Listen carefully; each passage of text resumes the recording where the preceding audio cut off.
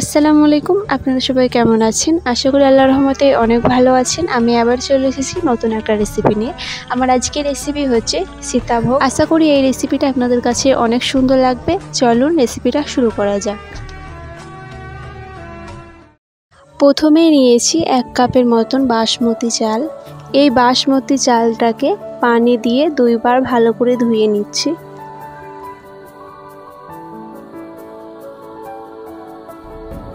ধুয়ে নেওয়া হয়ে গেছে। এই চালের মধ্যে পানি দিয়ে 10 মিনিটের মতন ভিজিয়ে রেখে দেব। 10 মিনিট পর চলে এসেছি। এই চালটাকে 2-3 বার ভালো করে ধুয়ে ছাঁকনি দিয়ে ছেঁকে রেখে দেব। এদিকে চলে এসেছি কিচেনে। চুলায় বসিয়ে দিয়েছি কড়াই। কড়াইয়ের মধ্যেই দিচ্ছি ঘি। ঘিটা একটু গরম হয়ে গেছে। এর মধ্যেই দিচ্ছি কাজু বাদাম এবং কাঠবাদাম। কাজু বাদাম এবং কাঠবাদামটা দেওয়ার পর একটু ভেজে নিচ্ছি। একটু ভেজে নেওয়ার পর এর মধ্যে দিচ্ছি কিশমিশ। কিশমিশটা দেওয়ার পর একটু লাল করে ভেজে নেব। এই উপকরণগুলো ভেজে নেওয়া হয়ে গেছে, এটা তুলে নিচ্ছি। আবার চুলায় বসিয়ে দিয়েছি কড়াই। কড়াইয়ের মধ্যেই দিচ্ছি 2টা এলাচ। এই কড়াইয়ের মধ্যেই দিচ্ছি 2 কাপের মতন পানি।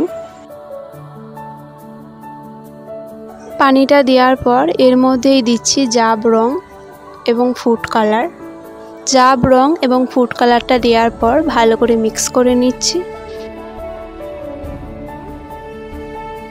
একটু মিক্স করে নেওয়ার পর এর মধ্যেই ছেঁকে নেওয়া বাসমতি চালটাকে দিয়ে দিচ্ছি। চালটা দেওয়ার পর একটু নাড়াচাড়া করে 10 মিনিটের মতন চালটাকে সিদ্ধ করতে দেব।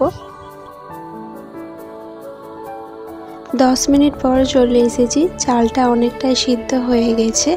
ঢাকনিটা খুলে 2 মিনিটের মতো নাড়াচাড়া করে নিচ্ছি। এর মধ্যেই দিচ্ছি পরিমাণ মতন চিনি এবং অল্প ঘি। চিনি এবং ঘিটা দেওয়ার পর ভালো করে মিক্স করে নিচ্ছি। একটু মিক্স করে নেওয়ার পর ঢাকনি দিয়ে রেখে দিচ্ছি 5 মিনিটের মতন। 5 মিনিট পর চলে এসেছি। এই উপকরণের মধ্যেই দিচ্ছি ভেজে নেওয়া কাজু বাদাম, কিশমিশ এবং কাঠবাদাম। এই উপকরণগুলো দেওয়ার পর হালকা চুলার আঁচে 5 মিনিটের মতন ভেজে নিচ্ছি।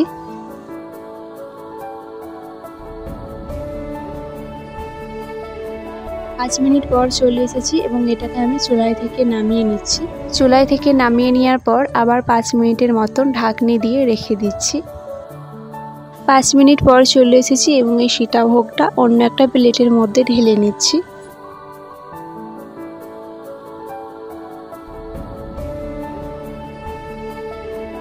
এদিকে আপনারা দেখতেই পাচ্ছেন সীতাভোগটা প্লেটের মধ্যে ঢেলে নেওয়া হয়ে গেছে। আমাদের সীতাভোগ রেসিপিটা আপনাদেরকে কেমন লেগেছে প্লিজ কমেন্টে জানাবেন। রেসিপিটা ভালো লেগে থাকলে লাইক, কমেন্ট, শেয়ার করে দেবেন। আল্লাহ হাফেজ।